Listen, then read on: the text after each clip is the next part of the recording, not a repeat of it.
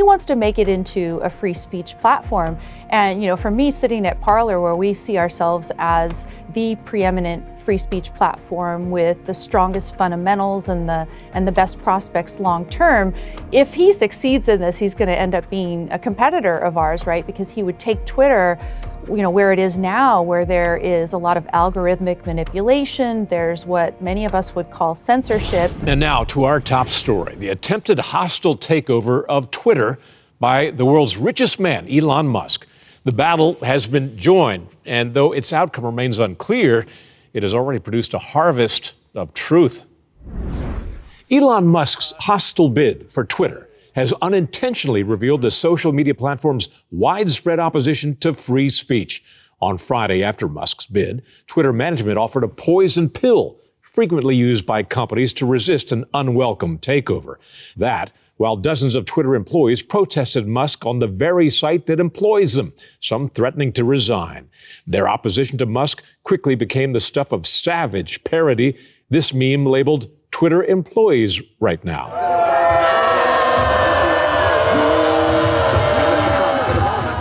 Another one with the same title featured papers burning. This one titled Live. Look at Twitter employees right now. In an act that appeared to confirm Twitter's obsession with silencing speech it doesn't like amid the Musk takeover, it banned the parody site Libs of TikTok for hateful conduct. The alleged hateful conduct?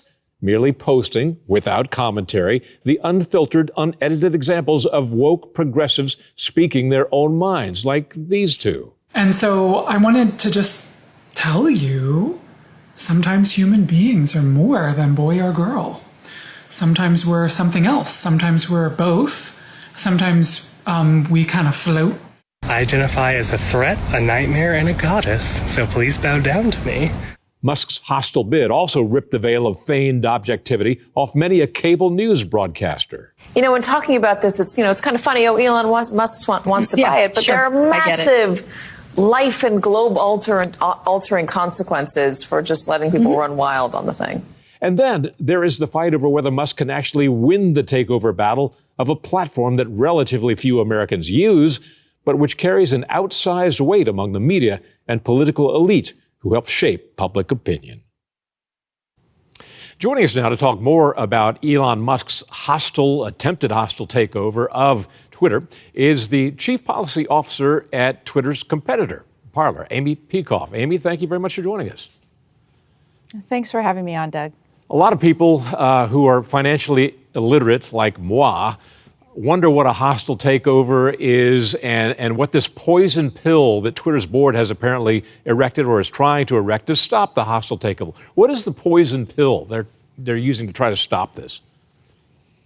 So I'm about maybe as ignorant as you about what a hostile takeover, the exact mechanics is. But as I understand the poison pill, because I've been reading the news like everybody else, what happens is that if Musk were to acquire more than a certain percentage of shares, 15% as I believe the level that they've set, then at that point this pill kicks in and everybody else except Musk would be able to buy a whole lot of shares at a discount. So he would be disadvantaged and it would make it a lot more expensive for him to try to continue to purchase Twitter. That's the way that I understand how this works. Got it. Okay, that makes a lot of sense. Now, in effect, it sounds like the poison pill is destructive to the company, maybe a bit like the board seeing it as chemotherapy. It takes out the bad cells, but takes out a lot of good cells with it. You'd have to look and try to make an objective judgment as to what the value of Twitter is at this point. Some people look at a price that the stock was going for a year ago and they say therefore that, Musk's offer is too low. And yet Goldman Sachs was somebody they were supposed to be looking at for advice. And Sachs had said that the price a year from now might go as low as 30, if I recall correctly.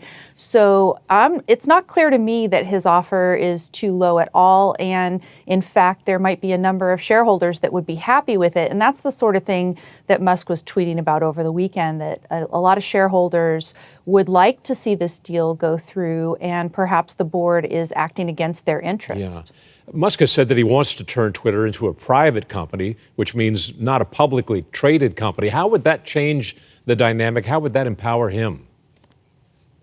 Well, it would give him more control, obviously, over making decisions regarding policies, the sorts of things that he has expressed concern about. He wants to make it into a free speech platform. And, for me, sitting at Parler, where we see ourselves as the preeminent free speech platform with the strongest fundamentals and the best prospects long term, if he succeeds in this, he's going to end up being a competitor of ours, right? Because he would take Twitter, where it is now, where there is a lot of algorithmic manipulation, there's what many of us would call censorship, and he would convert it back, presumably, to a free speech platform and make it into a pretty strong market participant, I think. Right. And it's not just the board of Twitter, but the employees of Twitter, who are, or many of whom are apparently just outraged at this prospect of Elon Musk making this a bastion for free speech. It's very, very telling. What does Elon Musk do if he becomes head of a company where there's this direct animosity among the employees, aside from cleaning house? How do you avoid the subterfuge, the attempts to take him down? I'm assuming that he has thought this several steps out because he's very bright and he's very successful in his other ventures. But when I look at this, I do see it as quite a bit of an uphill battle. He's got the employees, some of whom have said that they would walk out entirely, but many of whom would not be happy with this new direction. And so their enthusiasm for implementing the new direction in the way that he wants maybe won't really be there. So there's that challenge. From Parler's own experience, as I understand, Twitter is now hosted, at least in part, on Amazon servers, and Amazon kicked us right off when we were a free speech platform hosted on their servers. Are you back? Let me interrupt you right there. A year ago. Let me interrupt you. Sure. Are you back on Amazon? Oh, yeah. Well, no, we're not back on Amazon. No, we're back online, but we're back on an independent server arrangement.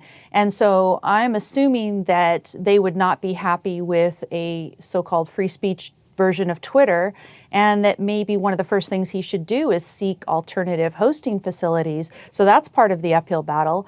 And then if you watched the news this morning, there's kind of rumblings of an investigation by the SEC and maybe the DOJ, so he might have government agencies working against him, all because they want to fight somebody having a free speech platform.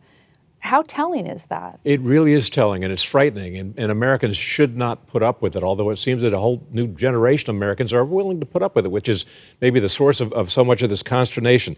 Elon Musk, in a TED Talk on Friday, said that he wants to make the algorithms, which you just mentioned, open-sourced algorithms. Does Parler use open-source algorithms, and what is an open-source algorithm?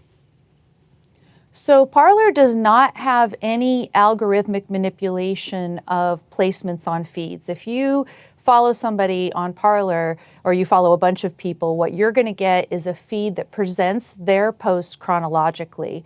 And that's not what you get on Twitter. So with Twitter, it is something that users would want to see. They would want to know why some posts are favored in feeds over other posts. And a lot of people suspect that it's due to the ideological content of those posts. And so that's what everybody is concerned to see revealed. Maybe he would take it back to the chronological feed. I know that Jack has tweeted about giving users a choice as to what sort of algorithm that they want in the feeds that are delivered to them. So all of those could be positive developments for Twitter, again, speaking for somebody that might be a competitor of ours at some point. But again, I think he's got an uphill battle trying to implement all of those positive changes. Amy, before I let you go, I want to ask you how Parler is doing. I know you were struggling with some of these obstacles that you've already mentioned about getting a bigger base. How are you doing now? So we've rebuilt the whole stack. We've also redone the entire code base.